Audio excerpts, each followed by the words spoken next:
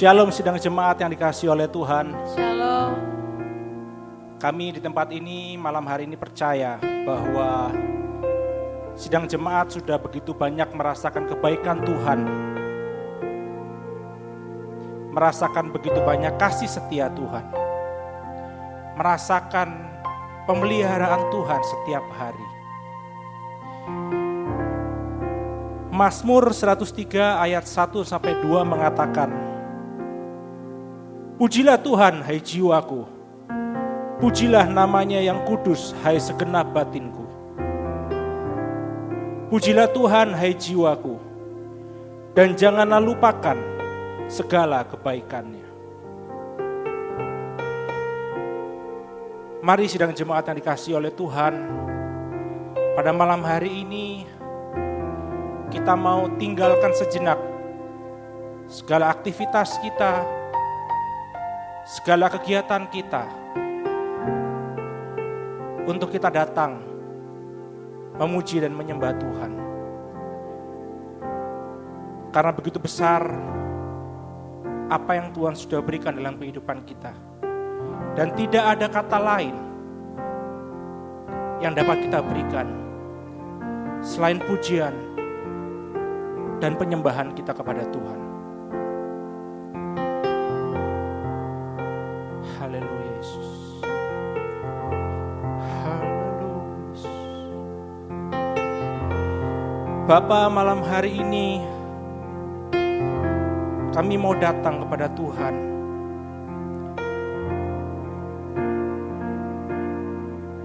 Karena begitu besar berkat dan kasih yang kami rasakan dalam kehidupan kami. Karena itu Tuhan, malam hari ini layakkan kami untuk kami masuk dalam hadirat Tuhan, untuk kami memuji Tuhan, untuk kami dapat menyembah Tuhan. Kami mau mengagungkan nama-Mu yang kudus.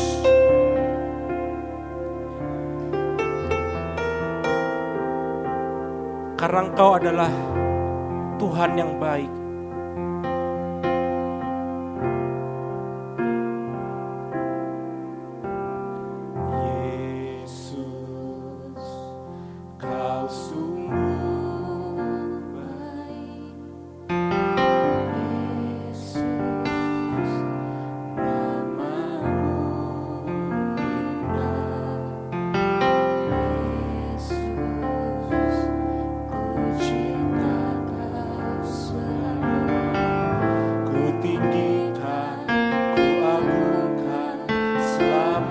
Katakan, Yesus, Kau sungguh baik.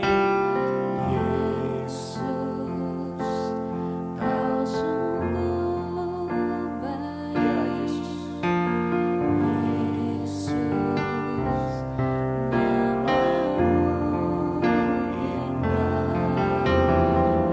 Yesus, ku cinta Kau selalu. Agungkan selamanya, ku memuji-Mu, ku selalu puji-Mu, ku mau menyembah-Mu, ku selalu sembah-Mu, Kau yang layak terima semua pujian.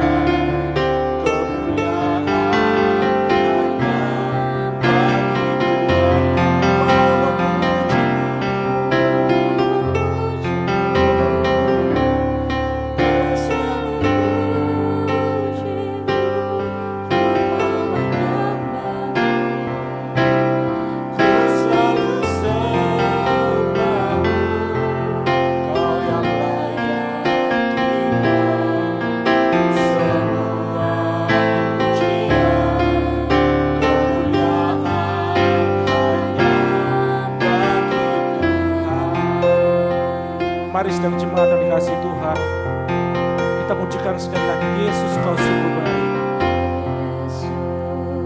Haleluya.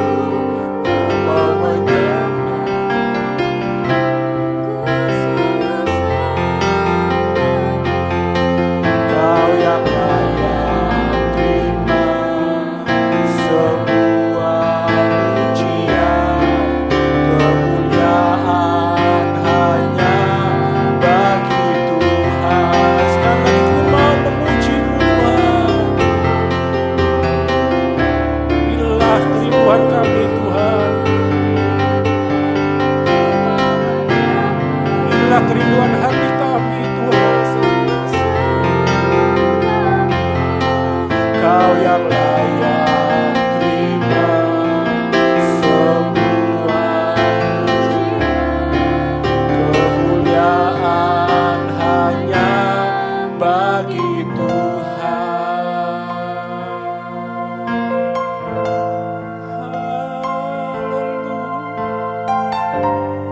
Terima kasih Tuhan. Thank you Jesus. Terima kasih Tuhan. Mari sedang jemaat di rumah masing-masing, keluarkan mazmurmu di hadapan Tuhan. Keluarkan pujianmu di hadapan Tuhan. Mari malam hari ini kita mau menyembah Dia Allah yang kudus.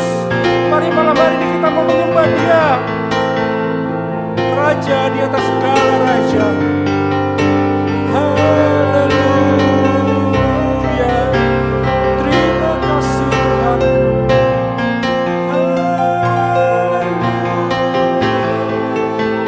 Terima kasih Yesus. Haleluya. Haleluya. Ku pujikan, ku pujikan Yesus. Ku tinggikan Kau Allahku, ku tinggikan Kau Tuhan. Kau yang layak terima pujian, Kau yang layak terima sembah kami. Haleluya.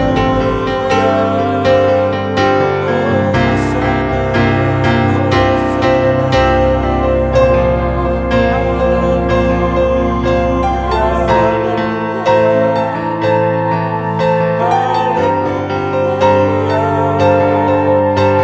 Kaulah Raja, Kaulah Alfa dan Omega, Kaulah pemilik kehidupan kami, Kaulah yang memelihara kehidupan kami.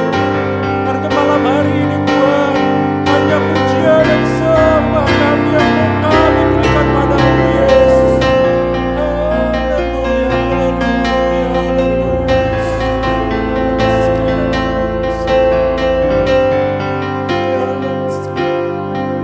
Haleluya, haleluya, haleluya. Terima kasih Tuhan, terima kasih. Terima kasih Yesus, terima kasih Yesus. Pada malam hari ini Tuhan, kami mau memuji kebesaran-Mu. Karena Engkau adalah Allah yang besar, Engkau adalah Allah yang mulia. Ini kami Tuhan, ini kami Yesus, ini kami Roh Kudus. Kami memuji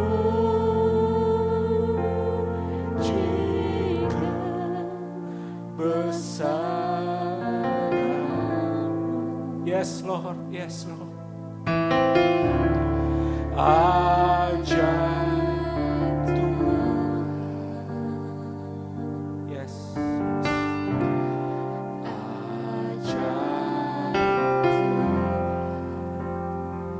Kami memuji Kau Tuhan.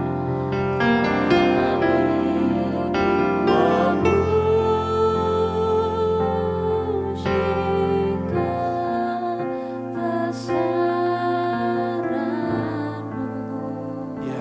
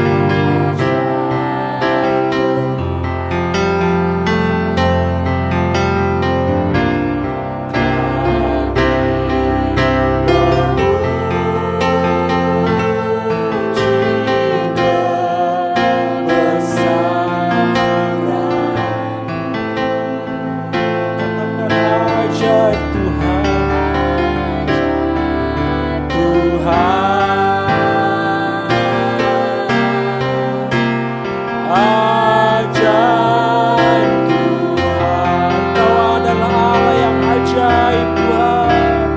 Ajaib Tuhan, ajaib Tuhan. Terima kasih Tuhan. Kami bersyukur Tuhan, karena memiliki Engkau Allah yang ajaib, karena memiliki Engkau Allah yang setia. Kami bersyukur Tuhan sebagai anak-anak-Mu, karena kami memiliki Bapa yang begitu mengasihi kami. Kami bersyukur Tuhan, kami bersyukur malam hari ini. Kami bersyukur Tuhan. Terima kasih Yesus. Mari sedang jemaat Tuhan, ingat setiap kebaikannya. Ingat setiap apa yang Tuhan sudah kerjakan dalam hidupmu. Dan mari malam hari ini, satu pujian, satu kata yang mau kita naikkan bagi Dia. Kata yang nanti di surga akan dikumandangkan setiap saat.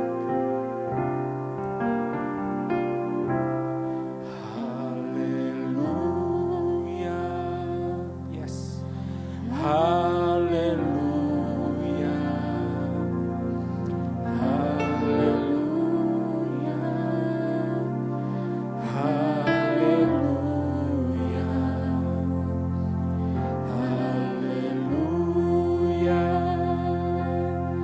Haleluya. Haleluya.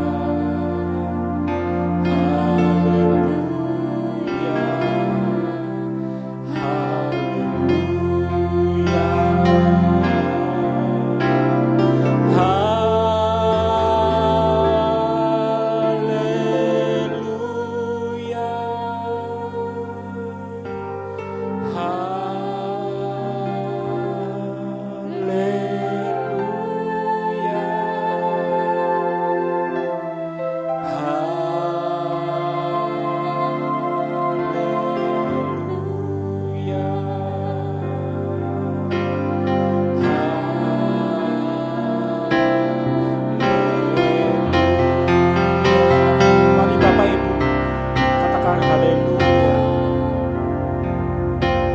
Haleluya. Haleluya.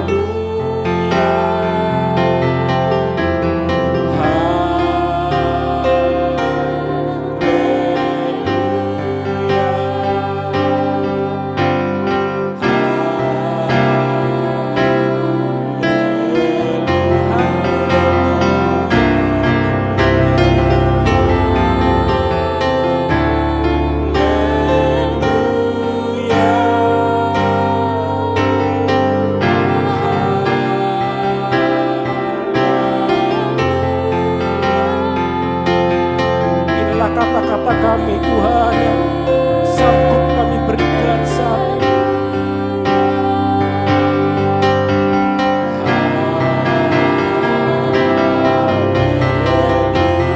Katakan lagi haleluya. Haleluya.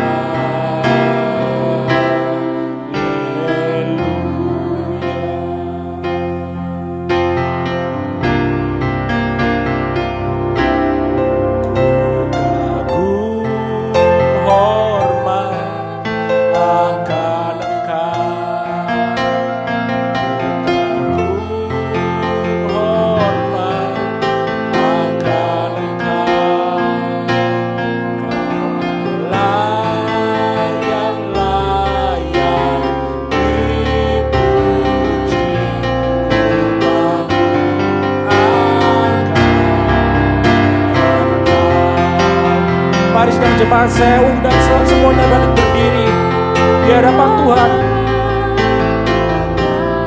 Kita siapkan hati kita untuk menerima kebenaran firman Tuhan pada malam hari ini.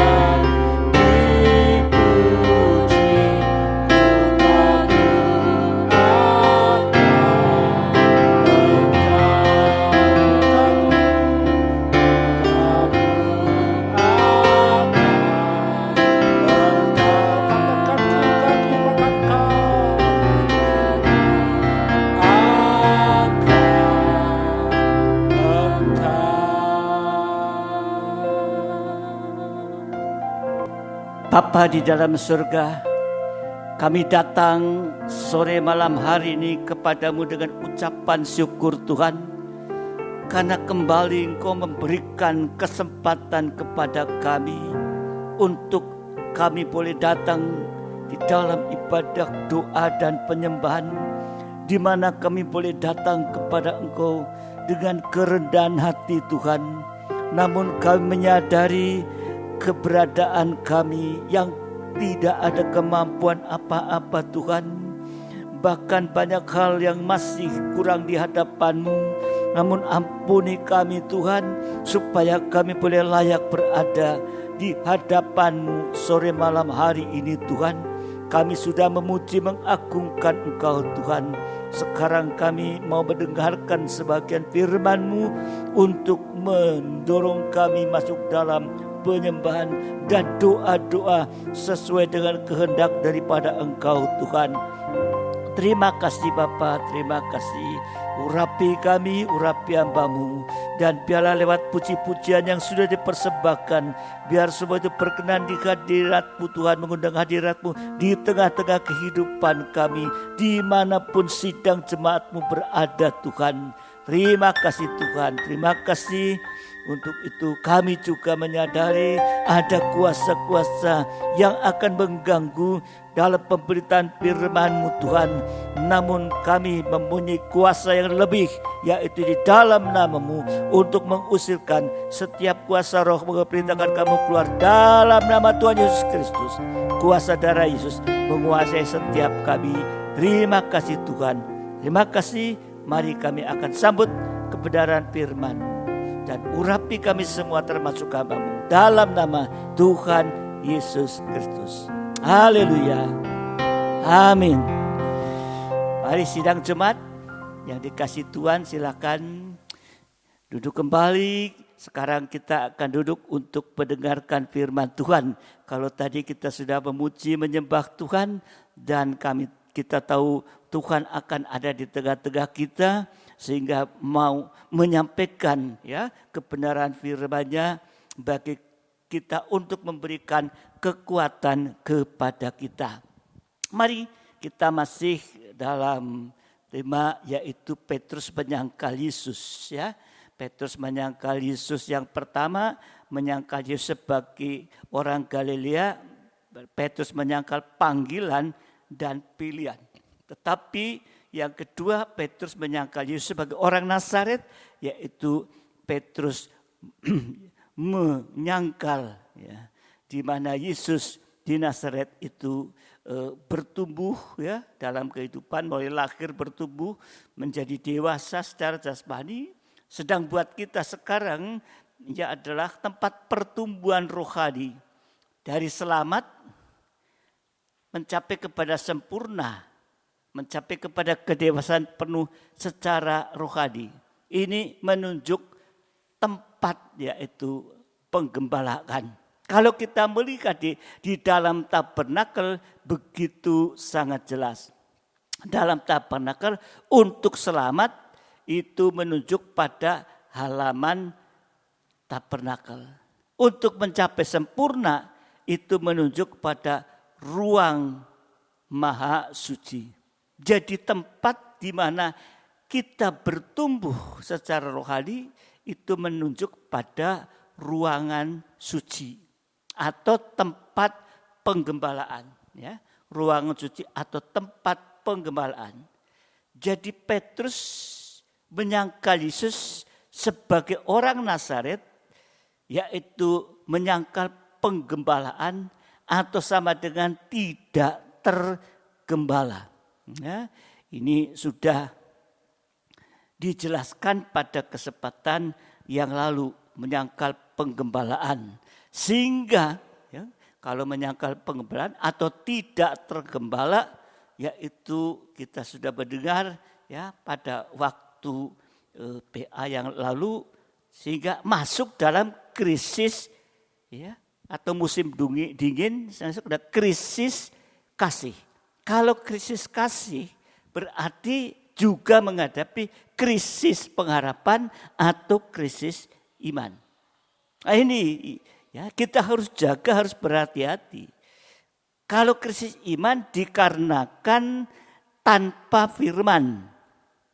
Kalau krisis pengharapan tanpa api Roh Kudus dan krisis kasih. Ya.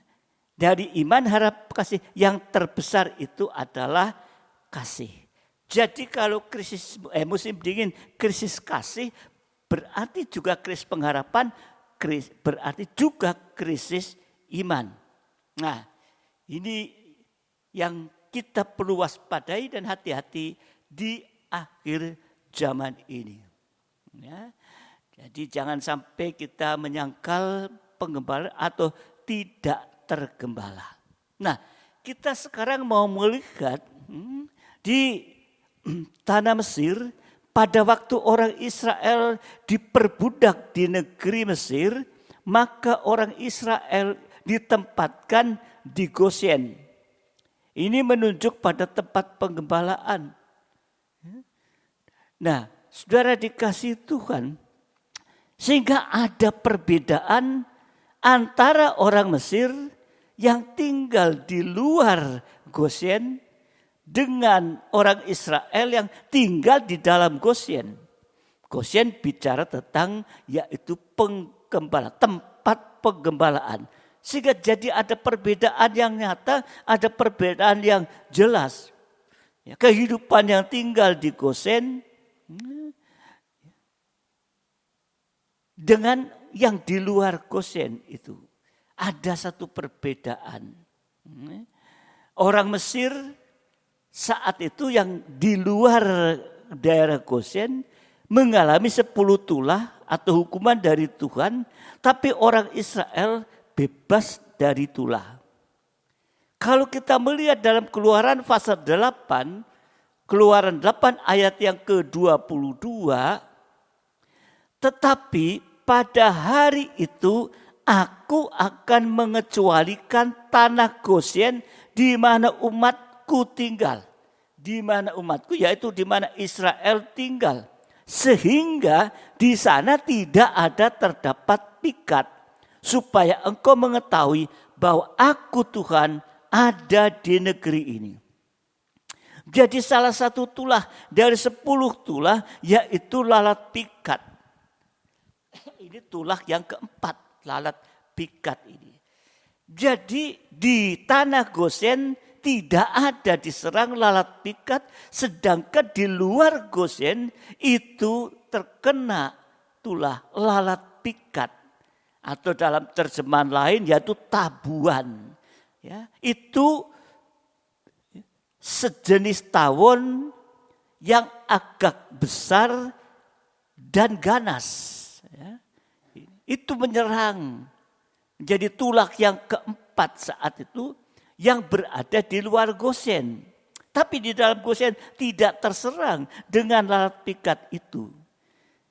Jadi kalau tidak tergembala, maka akan terkena tulah lalat pikat atau tabuan. Lalat pikat itu jenis binatang yang ada di udara. Saudara tahu kan kalau ada lalat dia terbang sana. Mau ditepak, dia lebih cepat lagi terbang ke sana. Ya, kalau di tempat meja makan ada lalat, mau ditepuk, dia sudah terbang lebih cepat lagi. Ya, jadi lalat pikat ini merupakan binatang di udara, lalat yang besar. Sekarang ini menunjuk kepada setan secara kehidupan dalam pengertian yang rohani. Setan itu penguasa-penguasa di udara. Atau demon-demon.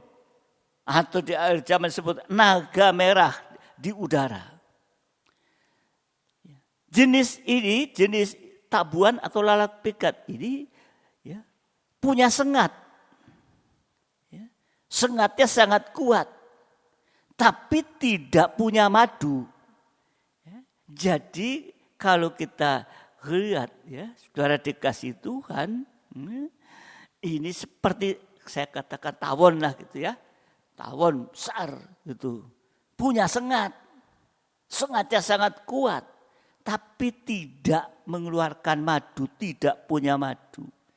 Artinya nggak ada gunanya. Kalau tawon itu bisa mengeluarkan madunya, madunya berguna. Tiap pagi saya minum madu, berguna ini. Tapi tabuan ini punya sengat kuat tapi tidak punya madu. Artinya tidak ada gunanya. Kalau tadi digambarkan bahwa lalat pikat atau tabuan ini sama dengan yaitu setan, penguasa di udara. Jadi setan atau demon-demon tadi sama sekali tidak ada gunanya. Semoga mengerti. Saya gambarkan lalat pikat ini kayak tawon punya sengat tapi tidak punya madu, nggak ada gunanya.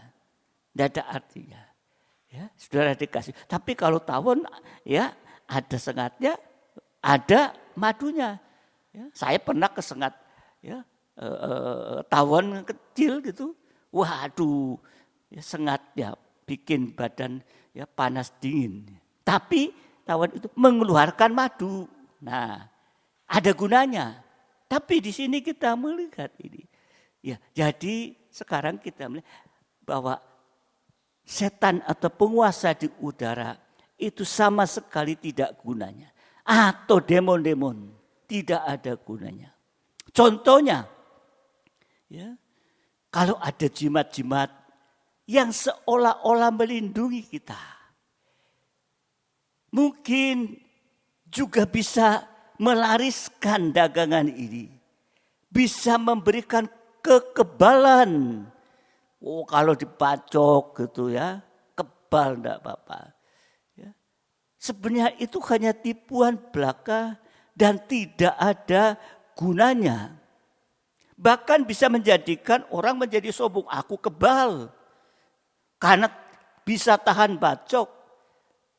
Malah nanti karena sombong tahan bacok. Mengajak orang berkelahi. Enggak ada gunanya ini. Jadi saudara dikasih Tuhan. Memang mungkin memberikan saudara dikasih Tuhan di sini yaitu kayak jimat-jimat dan sebagainya. Seolah-olah melindungi. Mungkin saya pernah bersaksi, satu saat ini ada seorang yang dari daerah Peterongan sana dekatnya Jombang, dia mendapat kesaksian dari seorang jemaat kita, sehingga dia mulai bisa percaya kepada pribadi Yesus. Tetapi dia punya satu kamar, di mana di kamar itu banyak namanya mereka nyebut kangko, mak cokongco gitu Itu ada keramik, bagus-bagus sana. Nah di kamar itu pakai untuk menyembah, disembah itu dan sebagainya, minta pelarisan dan sebagainya dan sebagainya. Itu terjadi. Tapi di saat dia sudah mulai tersentuh, terjamah, ya, lewat kesaksian dari seorang jemaat kita, maka dia ambil keputusan bahwa semua itu ya harus dibongkar, harus dihancurkan. Ya, dia bawa, ya, dia kontak saya janjian, oke, bahwa kita akan musnahkan semua itu, bakar semua. Ya, saya bawa ke tempuran sana, ada tempat, ya, tempat untuk digali untuk buang sampah di situ. Saya tidak tahu, kaget saya bahwa dia datang dengan satu mobil Suzuki Carry penuh. Apa isinya? Dus-dus yang ada keramik-keramik yang tadinya disembah. Mak cokongco gitulah disembah. Sudah diambil tekad untuk dibakar, bawa semua kita turunin. Ya, waktu itu saya, Yoel dan Mas Sugeng, Yusuf Sugeng, itu kita berdoa, bawa palu, bawa bensin, bakar. Ya, sudah diturunin semua, dimasukin. Ya, orang ini saya katakan mari kita datang untuk bersama-sama berdoa lebih dahulu hancur. Orang ini katakan aku tidak tega. Aku tidak tega. Kenapa? Ya, dia dulu yang juga memberikan ya rezeki dan sebagainya. Tapi ternyata sudah enggak berguna lagi. Ya saat itu dihancurkan. Nah, ini saudara dikasih barang-barang itu atau teman-teman enggak ada gunanya ini. Ya. Sekalipun bisa memberikan kekebalan juga.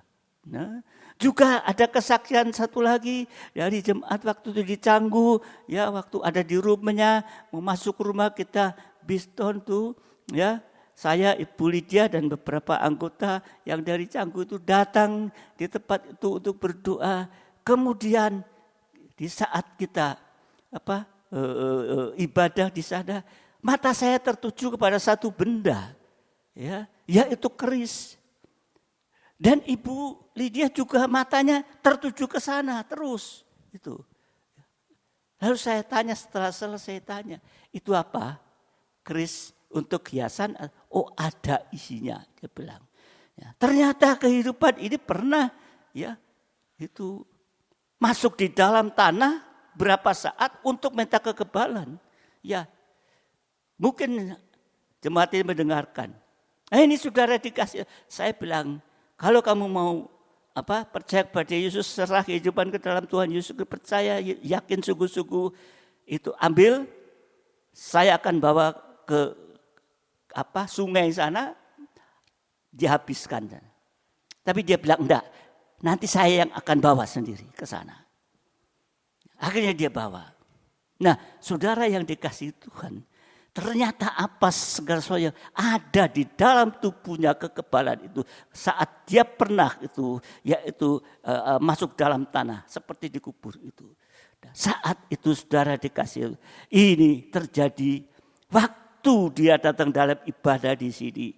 Kemudian ada perjamuan suci dan dia terima perjamuan suci. Di saat terima perjamuan suci apa yang terjadi? Ada keluar kayak darah. Dari matanya juga ada putih-putih keluar. Sampai istrinya setelah itu, istrinya bawa keluar. Takut nanti di sekitar jemaat di sini itu takut kok keluar darah. Ini semua sudah keluar, dibebaskan. Tidak ada gunanya lagi. Ini saudara dikasih Tuhan. Yang perlu kita perhatikan. Jadi kita harus sungguh-sungguh berada dalam tempat pengembalaan. Yaitu dalam ruang suci kalau tabernakel ini. Jadi semua itu demo-demo tidak ada gunanya. Seperti lalat tabuan itu tadi sengaja kuat tapi enggak keluarin madu. Jadi sekalipun orang percaya atau disebut orang Kristen, kalau tidak sungguh-sungguh tergembala maka akan mudah terpengaruh atau gampang diserang dengan tabuan tadi. Jadi pengertian rohani, sekarang kita akan lihat pengertian rohani tentang lalat pikat atau tabuan, yaitu yang pertama roh durhaka. Jadi secara rohani bicara lalat pikat atau tadi istilah tabuan, yaitu yang pertama roh durhaka. Efesus 2 ayat 1 dan 2. Efesus 2 ayat 1 dan 2. Kamu dahulu sudah mati karena pelanggaran-pelanggaran dan dosa-dosamu. Kamu hidup di dalamnya karena kamu mengikuti jalan dunia ini. Karena kamu menjadi penguasa kerajaan angkasa, yaitu karena kamu mentaati penguasa kerajaan angkasa, yaitu roh yang sekarang sedang bekerja di antara orang-orang durhaka. Jadi roh itu sedang bekerja di antara orang-orang durhaka. Kalau dahulu orang Mesir tersengat lalat tabuan, tulah keempat tadi, sekarang yaitu kehidupan yang tidak tergembala, gampang saja disengat tabuan. Artinya jatuh dikuasai oleh roh durhaka. Jadi kalau dahulu orang Mesir di luar Gosen kena sengat lalat pikat, yaitu tulah yang keempat, buat sekarang kehidupan yang tidak tergembala berarti yang di luar penggembala. Sekalipun orang Kristen itu gampang disengat oleh tabuan atau lalat pikat sehingga jatuh nanti dikuasai oleh roh durhaka. Lalu apa? Praktiknya kalau dikuasai oleh roh durhaka, atau disengat oleh tadi lalat. Yang pertama, kalau kehidupan dikuasai roh durhaka, yang pertama durhaka kepada Tuhan. Apa bentuknya durhaka kepada Tuhan? Tidak setia, bahkan sengaja tinggalkan ibadah, pelayan itu durhaka kepada Tuhan. Dan juga berbuat dosa, tidak menyesal, enggak minta ampun, enggak mengaku, tapi mempertahankan dosa. Bahkan hidup di dalam dosa sampai nanti mengalami kekeringan rohani. Sedang Yesus mati di atas kayu salib adalah untuk menebus dosa kita ini. Tapi tetap berarti kita durhaka. Itu durhaka kepada Tuhan. Yang kedua yaitu durhaka dalam nikah. Durhaka dalam nikah. Apa durhaka dalam nikah? Suami tidak mengasihi istri, bahkan kasar kepada istri. Itu durhaka dalam nikah. Istri tidak tunduk kepada suami, bahkan melawan kepada suami. Tidak tunduk, tetapi apa? Menanduk. Nah, tidak tunduk tapi menanduk. Kemudian yang ketiga durhaka dalam nikah, yaitu terjadi perselingkuhan, terjadi perceraian suami istri. Ini durhaka dalam nikah. Dan untuk anak tidak taat kepada orang tua, itu durhaka dalam nikah. Kalau dikatakan anak tidak taat orang tua, seringkali orang tua durhaka loh. Tetapi durhaka dalam menikah ini praktiknya kalau kehidupan dikuasai oleh roh durhaka atau disengat oleh tabuan atau lalat pikat tadi. Nah, saudara yang dikasihi Tuhan, ada dua rahasia besar, yaitu rahasia ibadah, itu rahasia agung, dan nikah. Ini yang mau disengat oleh tadi tabuan atau lalat pikat tadi. Sebab ada kaitan antara ibadah dan nikah itu untuk menuju pesta kawin anak domba, menuju nikah yang rohani. Jadi sangat terkait yaitu kehidupan ibadah dan nikah. Kalau nikah jasmani kita dalam beribadah dengan meningkat nikah itu semakin jauh, tidak ada durhaka dalam nikah tadi, maka kaitannya adalah untuk masuk di dalam pesta kawin anak domba Allah. Ini, jadi mari saudara dikasih Tuhan, ya, tergembala dengan benar supaya tidak disengat oleh lalat tabuan. Ya, sehingga tidak durhaka kepada Tuhan, juga dalam nikah tidak durhaka. Yang kedua yaitu roh najis. Ya, roh najis ini. Ya, itu kena lalat tabuan kalau tidak tergembala. Wahyu 18 ayat 2. Wahyu 18 ayat yang kedua.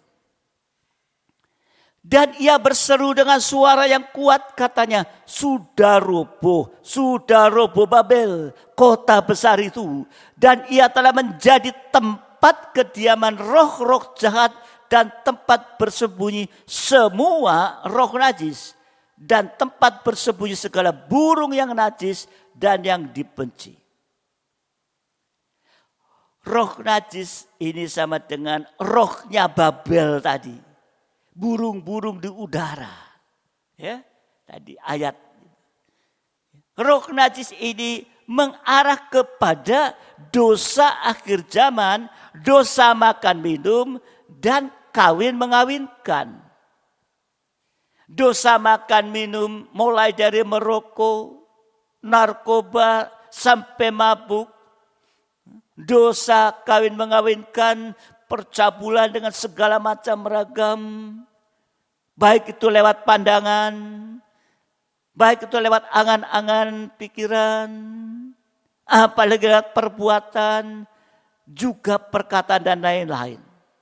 Nah ini, ya, jadi ya, kehidupan rohani ya, sedang dikenal lalat pikat, yaitu roh durhaka, roh najis, dan yang ketiga roh jahat. Wahyu 18. Nah, kalau tadi tempat bersembunyinya roh najis. Nah, sekarang yang ketiga yaitu Wahyu 18 ayat yang kedua tadi.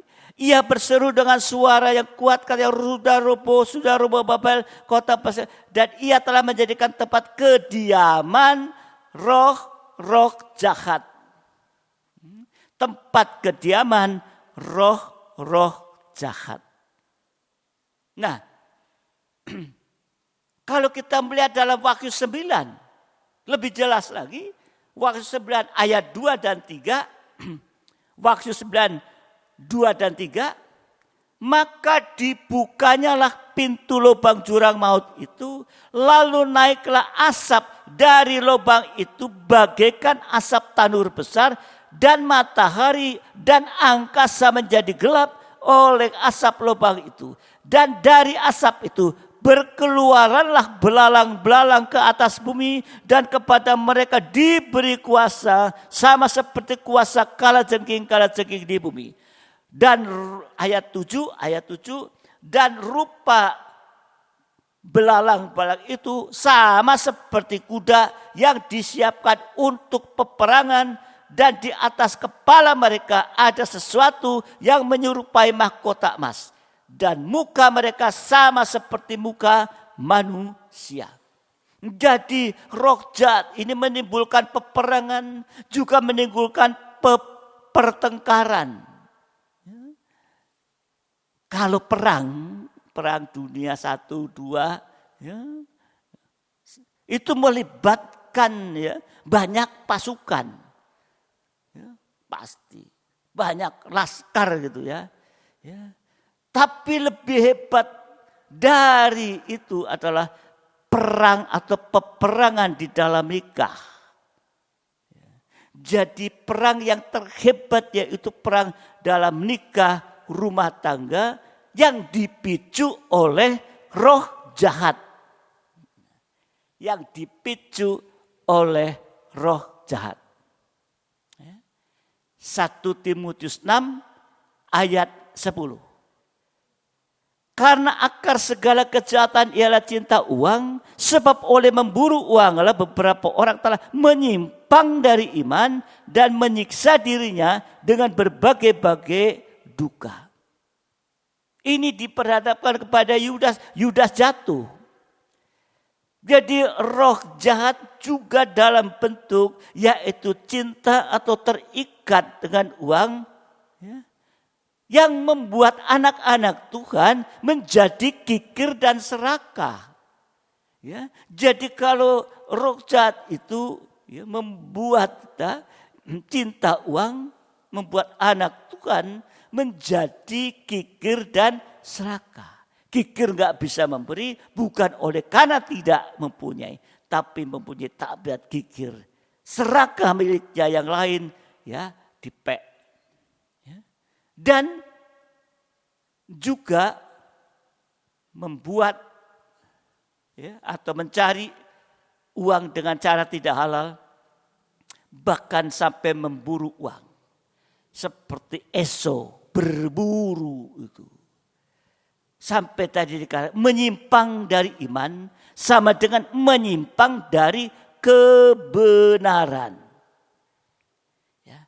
Jadi roh durhaka, roh najis, roh jahat ini mengakibatkan penderitaan lahir batin sampai mengalami kebinasaan selama-lamanya. Untuk itu Tuhan memberikan jalan keluar untuk menghadapi yaitu tabuan atau lalat pikat itu, atau bagi Mesir itu tulah yang keempat itu. Ya. Jadi jalan keluarnya yaitu yang pertama harus bukan saja mutlak tergembala sungguh-sungguh. Ya.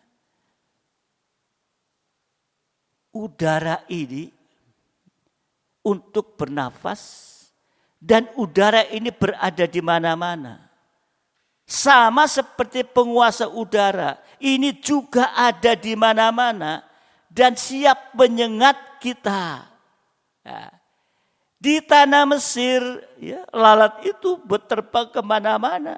Tapi di tanah Goshen, tanah perkebunan, lalat itu tidak masuk, tidak menyerang orang Israel. Jadi jalan keluar menghadapi lalat tabuan tadi atau lalat pikat tadi yaitu mutlak tergembala dengan sungguh-sungguh ini. Sebab apa? Penguasa di udara ini, di mana-mana ini. Ya, saudara dikasihi Tuhan, sudah siap menyengat kita dimanapun kita berada.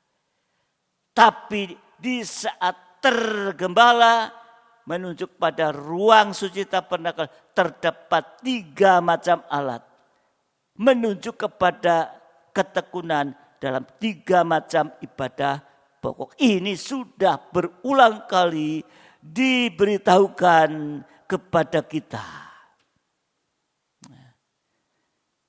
Ketekunan ini sesuatu yang terus-menerus. Bukan saat-saat saja mau, enggak mau. Tapi namanya ketekunan ini terus-menerus dan tidak bisa dihalangi. Ya. Perhatikan, ya. Di dalam ruang suci tabernakel ada 3 alat tadi. Pelita emas sekarang bicara tekun dalam ibadah raya, meja rosi dan ketekunan dalam ibadah PA dan perjamuan suci, mezbah dupa emas tekun dalam ibadah doa penyembahan seperti malam hari ini. Dan di dalam, kalau ada dalam ruang suci, maka di atas ruang suci itu ada 4 lapis tudung. Ya. Kalau kita tergembala, kita berada di ruang suci, maka ada 4 lapis tudung yang menudungi di ruang suci. Kalau kita tergembala dengan benar, maka ada pelindung. 4 lapis tudung. Tetapi kalau kita lengah, tidak tergembala, ya, maka bagaikan membuka tudung sehingga kita bisa disengat oleh lalat tabuan.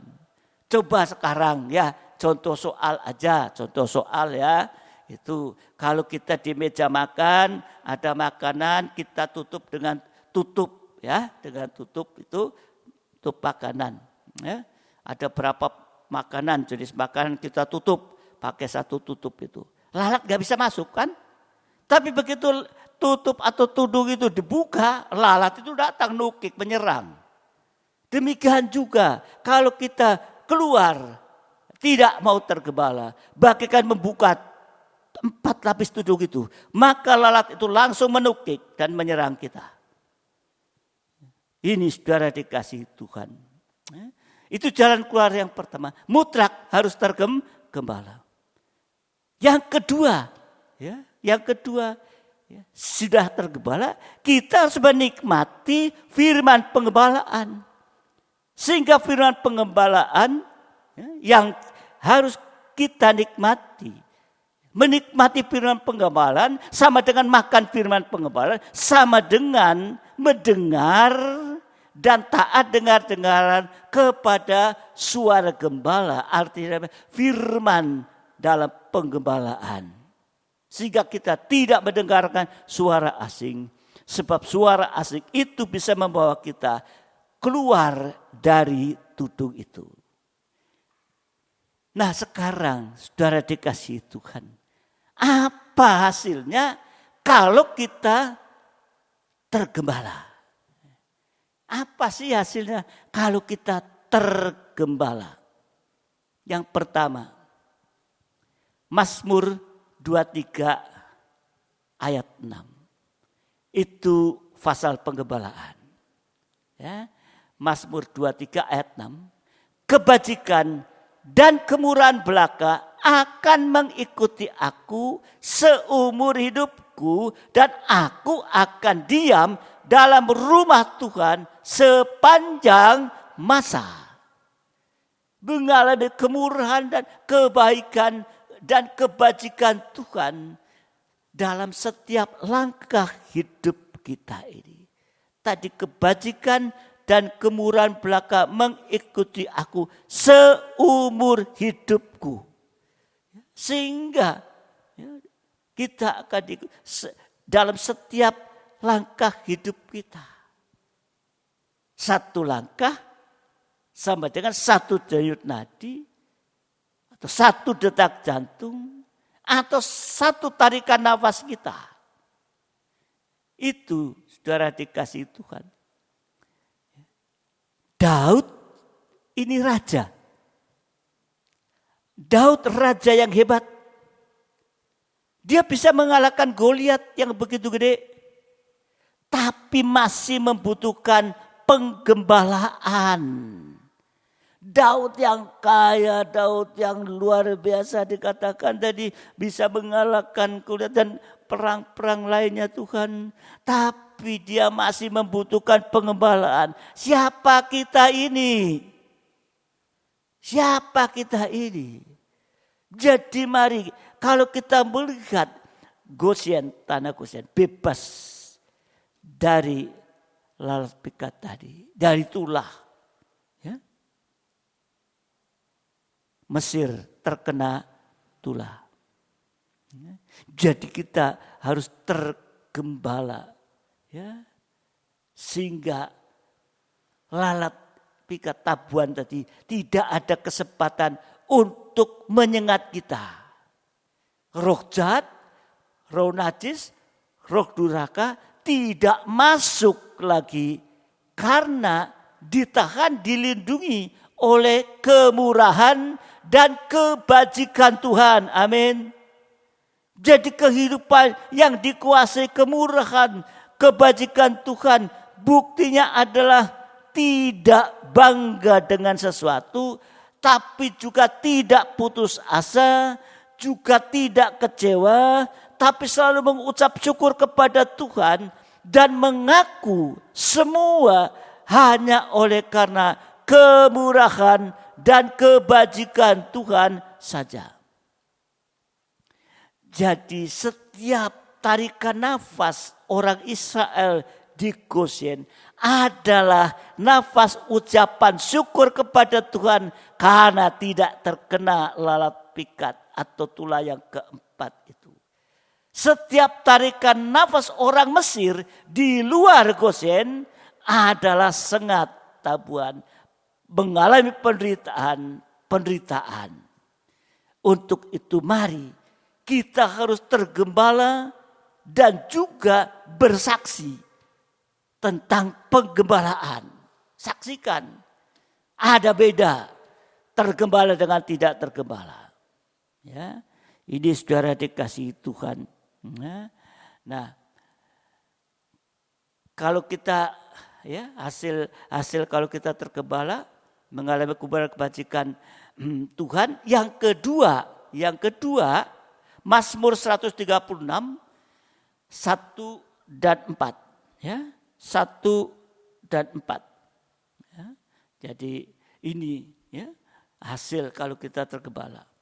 Mazmur 136 1 dan 4 1 sampai 4, bersyukurlah kepada Tuhan sebab Ia baik. Tadi pujian dari sebab Ia baik. Bahwa saya untuk selama-lamanya kasih setianya. Bersyukurlah kepada Allah segala ilah. Bahwasanya untuk selama-lamanya kasih setianya. Bersyukurlah kepada Tuhan segala Tuhan. Bahwanya untuk selama-lamanya kasih setianya. Kepada Dia yang seorang diri melakukan keajaiban besar, bahwasanya untuk selama-lamanya kasih setianya. Jadi setiap langkah hidup kita itu adalah langkah ajaib bersama Tuhan dan juga perlindungan dari Tuhan terhadap kehidupan kita, apalagi di saat kita menghadapi masa pandemi ini, menghadapi masa kesulitan ini yang melanda seluruh bumi ini. Saudara dikasihi Tuhan, ada di dalam perlindungan. Langkah itu langkah ajaib. Setiap langkah bahkan, setiap langkah hidup kita, langkah ajaib bersama Tuhan. Adalah perlindungan Tuhan. Jadi kemurahan dan kebajikan Tuhan melakukan keajaiban-keajaiban dan mujizat-mujizat. Jadi kalau kita semakin mantap tergembala, maka kita juga akan semakin merasakan mujizat itu terjadi dalam kehidupan kita. Amin. Mujizat secara jasmani, saudara dikasihi Tuhan, juga secara rohani. Ya, kita baca lagi tadi. Raja Daud, ya, Mazmur 23 ayat yang pertama, pelayan siap. Ya, Mazmur 23 ayat pertama, ada pengakuan dari Raja Daud. Siapa sesungguhnya Raja Daud ini? Ya, dia butuh tergembala. Dan pengakuan Raja Daud, Mazmur 23 ayat 1, takkan kekurangan aku. Takkan kekurangan aku. Siapa raja? Daud itu pasti gak kurang. Dia raja kok. Dia raja. Punya harta banyak. Punya kekayaan. Banyak. Dia punya kuasa. Kurangnya apa? Tapi dia mengakui. Pengakuan. Sampai mengaku takkan kekurangan aku. Tergembala. Artinya secara jasmani kita dipelihara secara langsung dan secara ajaib dari Tuhan di tengah padang gurun yang mustahil. Kita sekarang berada di padang gurun dunia menghadapi banyak hal. Sesuatu yang mustahil kita bisa selesaikan sendiri. Kalau tidak dengan Tuhan. Bangsa Israel 40 tahun tidak bekerja, tapi dipelihara langsung dari Tuhan. Bukan saya mengatakan gak usah kerja, tidak. Tapi sekarang masa pandemi ini kita sedang diberikan kesempatan untuk kita tetap bekerja, berusaha, tapi berharap kepada Tuhan. Ya, ini saudara dikasihi Tuhan. Sehingga langkah-langkah kita ini, ya, langkah-langkah yang ajaib. sampai seperti Raja Daud, takkan kekurangan aku. Ya, secara sebagai dipelihara. Bayangkan 40 tahun di padang gurun, jalan, kesehatan terjamin, makanan terjamin, pakaian dan semua tidak rusak, sendal nggak rusak, itu dipelihara. Nah, saudara dikasih Tuhan, ya, kalau kita bekerja sekarang itu secara sekuler itu sebenarnya hanya sarana saja untuk kehidupan kita di tengah-tengah dunia. Kalau malas, belajarlah sama semut. Ini menjadi sarana bagi kehidupan jasmani selagi kita di tengah-tengah dunia. Nah, saudara dikasih Tuhan, ya, kita bekerja boleh, tapi saatnya nanti, ya, hanya dilepaskan. Sewaktu-waktu Antikris berkuasa, nanti harus lepaskan. Tapi yang menentukan semua adalah kemurahan dan kebajikan Tuhan. Sedang secara rohani, kita akan mengalami penyucian demi pujian. Ada keubahan hidup. Itulah mujizat yang terbesar. Mujizat yang terbesar itu adalah mujizat air menjadi air anggur. Seperti pesta di Kana, itu mujizat terbesar. Mujizat keubahan hidup. Ya. Dari manusia daging menjadi manusia sama seperti Yesus. Ya. Sehingga manusia rohaninya mencapai sempurna. Ya. Itulah dikatakan takkan kekurangan aku. Ya, jadi bukan masalah jasmani aja takkan kekurangan aku. Raja Daud tidak kekurangan kok. Tapi takkan kekurangan aku. Ya, sampai kita bisa mencapai sempurna. Tidak ada lagi kekurangan di dalam kehidupan kita. Karena keubahan hidup kita sehingga tidak ada lagi kekurangan pada kita di hadapan Tuhan. Sudah tidak ada mencapai sempurna. Itulah Raja Daud. Sekali lagi Raja Daud gak kekurangan apa-apa, tapi dia katakan takkan kekurangan aku. Ya, sampai nanti di hadapan Tuhan tidak ada kekurangan lagi, berarti sempurna. Menjadi mempelai wanita yang siap menyambut kedatangan Tuhan Yesus kali yang kedua. Mari saudara dikasih Tuhan, ya, mari tanamkan ini, ya, tanamkan, mutlak tergembala. Ya. Sehingga tidak akan diserang dengan lalat, pikat atau tabuan tadi. Seperti Israel di tanah Gosen. Ini menjadikan pola pikir kita ke depan. Biar kita mantap, sungguh-sungguh tergembala. Di hari-hari akhir ini. Di mana dunia sekarang sedang semakin tidak menentu. Oleh karena keadaan. Tapi buat kita ini.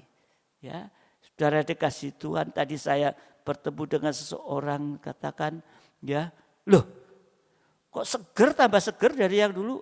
Ya seger. Ya. Masalahnya sekarang bukan masalahku dewek, masalahnya seluruh bumi. Ngapain dipikirin? Dia bilang. Yang penting aku bisa menyerah kepada Tuhan. Nah, ini sudah kalau mungkin masalahnya masalah tidak mendunia nih, hanya diri dia sendiri, mungkin dia stres. Tapi dikatakan ngapain? Seluruh dunia kok ngalamin ini semua. Ya, yang penting kita mau sungguh-sungguh berharap pada. Jangan sampai ada krisis iman, jangan ada krisis pengharapan, jangan ada krisis kasih. Tingkatkan itu. Tuhan pasti memberikan langkah-langkah yang ajaib. Tuhan memberkati kita. Haleluya. Haleluya Yesus. Haleluya Yesus. Mari saya undang kita berdiri bersama-sama. Kita akan masuk memuji Tuhan dan kita mau bersama-sama datang menyembah kepada Tuhan. Ya, lebih dahulu dan serahkan semua yang masih ada dalam diri kita. Kekurangan ini serahkan kepada Tuhan. Takkan kekurangan aku. Ya.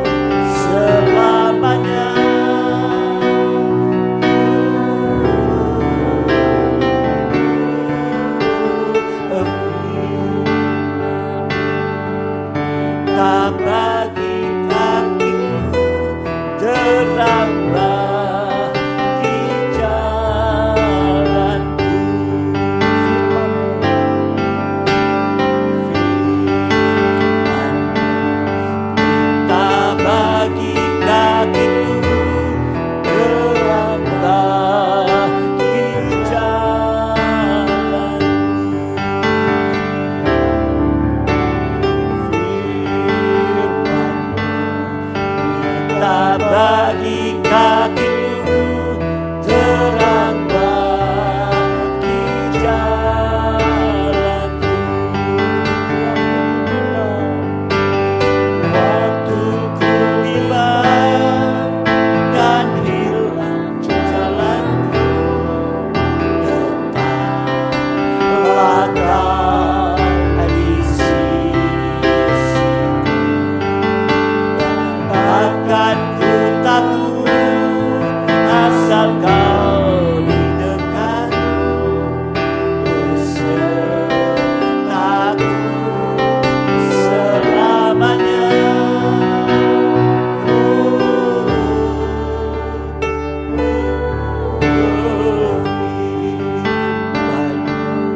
Kita bagi kakiku, terang bagi jalanku. Haleluya. Firman-Mu, kita bagi kakiku, terang bagi jalanku.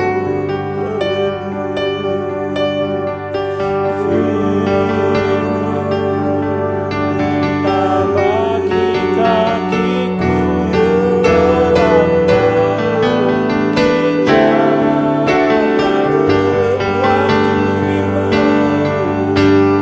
Waktuku bimbang dan hilang jalanku,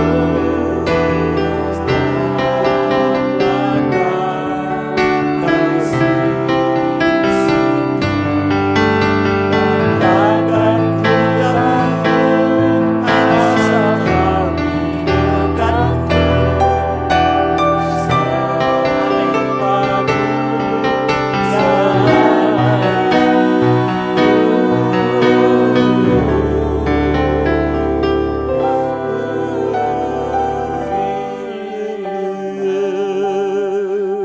Kita bagi kakiku, terang bagi jalanku.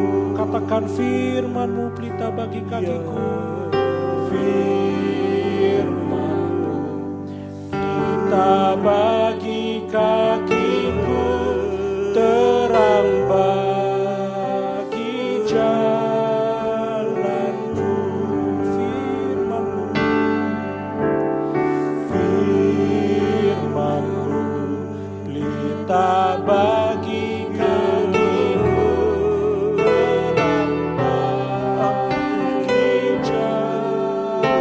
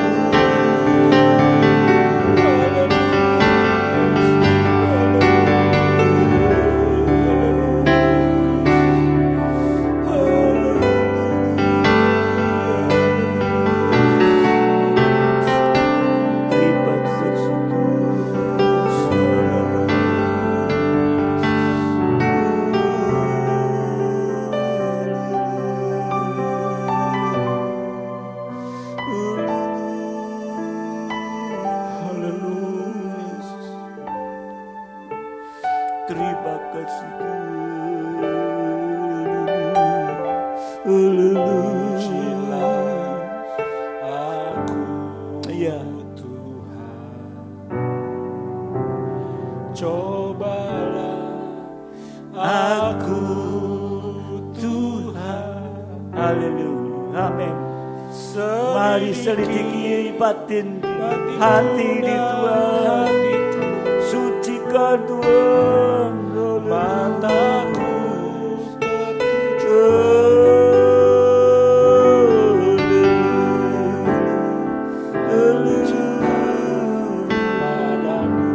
ya ya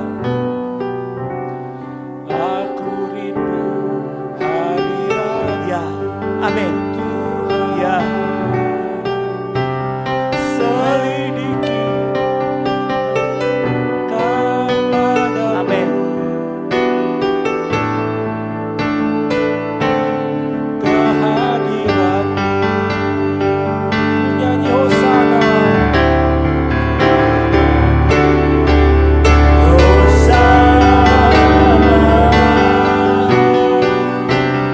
Bagi Rajaku yang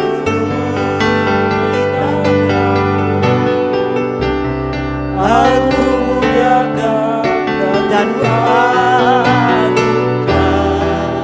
Kaulah yang disembah. nyanyi Hosana.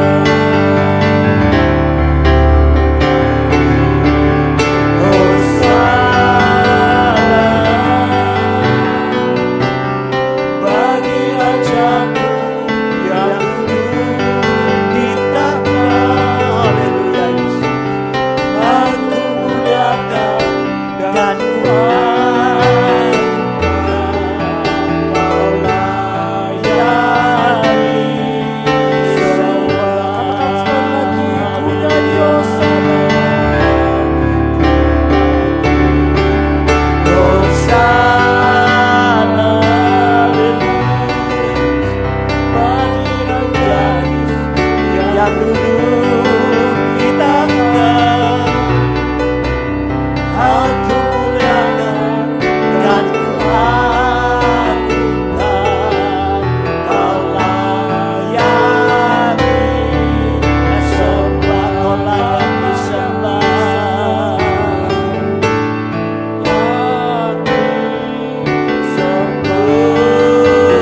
Kaulah yang disembah, haleluya,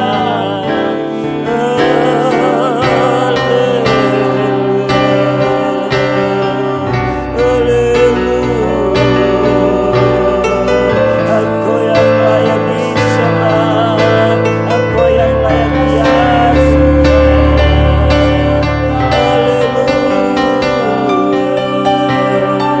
Syukur buat kemurahan dan kebaikan-Mu, syukur buat kebajikan Tuhan bagi kami Tuhan.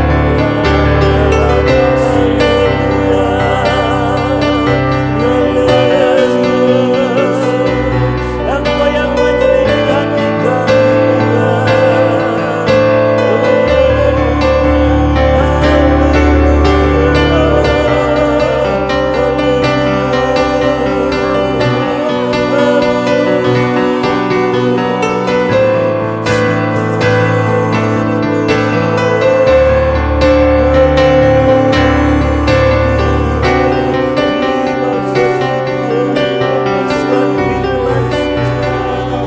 kembali menetapkan kami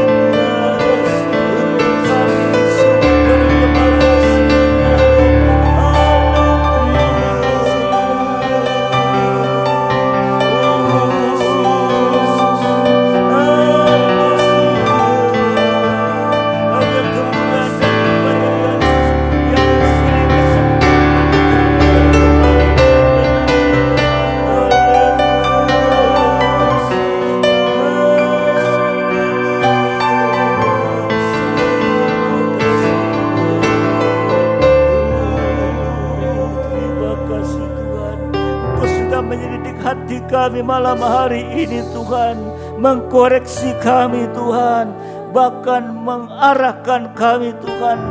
Oh, untuk kami sungguh-sungguh mengambil satu sikap Tuhan di hari akhir ini, supaya mutlak tergembala dengan benar lewat firman pengajaran yang benar adalah penggembalaan Tuhan, sehingga benar-benar kami boleh mengalami satu kekuatan Tuhan dalam kehidupan menghadapi apapun juga Tuhan.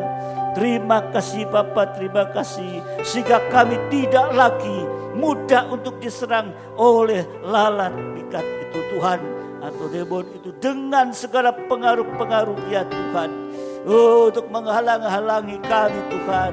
Oh Bapa, seperti Paulus yang digigit tangannya oleh ular beludak Tuhan, sehingga membuat dia tidak bisa Bapak misalnya melayani Tuhan, menulis surat-surat yang harus ditulisnya, tetapi Engkau sudah memberikan kemurahan-Mu Tuhan.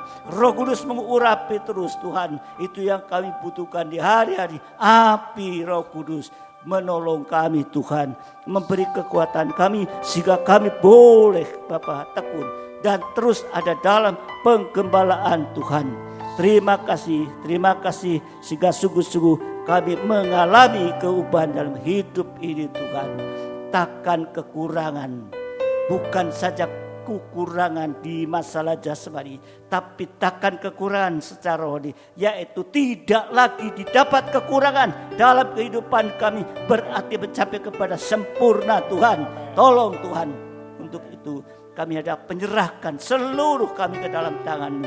Biar Bapak Roh Kudus Engkau bekerja, memantapkan, mempermanenkan firman-Mu di dalam setiap kehidupan kami Tuhan.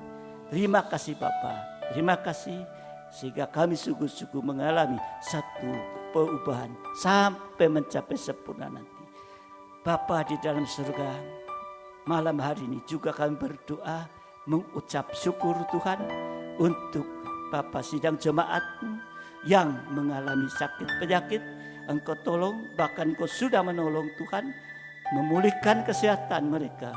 Dan juga kami berdoa untuk masalah-masalah yang ada dalam nikah, masalah yang terberat di dalam nikah Tuhan, buah nikah, Engkau juga akan tolong supaya tidak terjadi kedurhakaan di dalam hidup nikah, tetapi bahkan semua bisa Bapa surga ada suasana kebahagiaan surga, karena di dalam setiap kehidupan tidak lagi ada kedurhakaan Tuhan. Terima kasih Tuhan, terima kasih Bapa. Terima kasih. Yang ada masalah juga dalam pekerjaan, dalam usaha, serahkan semua ke dalam tangan-Mu Tuhan. Dan biar mereka juga bisa tetap mengucap syukur. Kalau selama ini pemeliharaan-Mu dan berkat-Mu sekalipun berkurang dari masa lalu, tetapi itulah mewujudkan bahwa Engkau masih memelihara, melindungi, memberkati kami semua Tuhan. Dan kami boleh merasakan kuasa pemeliharaan-Mu dengan nyata di tengah-tengah situasi ini. Terima kasih Bapa, terima kasih. Dan kami juga menyerahkan sekali lagi seluruh sidang jemaat supaya mempunyai hati yang rindu dan bertekun dalam ibadah, rindu untuk dan butuh untuk firman-Mu sebagai makanan dalam rohani ini. Ada kekuatan Tuhan sehingga tidak terjadi krisis iman Tuhan. Oh terima kasih Bapa, terima kasih. Kami bersyukur malam hari ini Engkau memberkati seluruh sidang jemaat-Mu dimanapun berada Tuhan. Bawa kami dalam ibadah-ibadah yang akan datang. Semakin kami merindukan dan semakin kami boleh tekun Tuhan. Singkirkan sekali lagi segala penghalang-penghalang yang menghalangi dalam kami untuk datang kepada Engkau Tuhan. Terima kasih Bapa, berkati setiap pelayan-Mu malam hari ini dengan berkat yang limpah, baik damai sejahtera, kasih karunia dilimpahkan kami semua. Juga bagi para pelayan imam-imam yang juga sudah terjadwal untuk jadwal dalam ibadah yang akan datang, Kau juga memberi kekuatan kesehatan sehingga mereka juga bisa ada di dalam pelayanan Tuhan. Terima kasih Bapa. Terima kasih, kami seluruhkan juga Bapa keadaan situasi di negara kita, bangsa kita. Yaitu dengan pandemi yang ada, Kau COVID-19 ini, mari Kau juga akan tolong melindungi Tuhan. Setiap Bapa dalam surga, penularan itu boleh menurun, tapi semua itu hanya Engkau yang mampu untuk meredam semua itu Tuhan. Kami hanya dapat datang kepada pakai sidang Jumat, pakai gereja-Mu Tuhan, untuk selalu berdoa. Dan biar kemuliaan-Mu nyata di tengah-tengah bangsa negara ini Tuhan, berdampak Tuhan bagi bangsa negara. Terima kasih Bapa, terima kasih. Sebentar Bapa dalam surga, kami selesai ini, tapi kami terus akan melanjutkan pada ibadah-ibadah yang akan datang. Terima kasih Tuhan. Terima kasih. Sekarang sidang jemaat yang dikasihi Tuhan, terimalah berkat nikmat anugerah daripada Allah Bapa, cinta kasih dari Tuhan kita Yesus Kristus, serta persekutuan Roh Kudus menyertai kita saat ini sampai selama-lamanya, dalam berkat nama Tuhan Yesus Kristus. Mempelai pria surga yang mengasihi, yang percaya bersama saya katakan amin.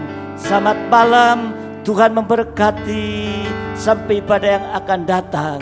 Haleluya.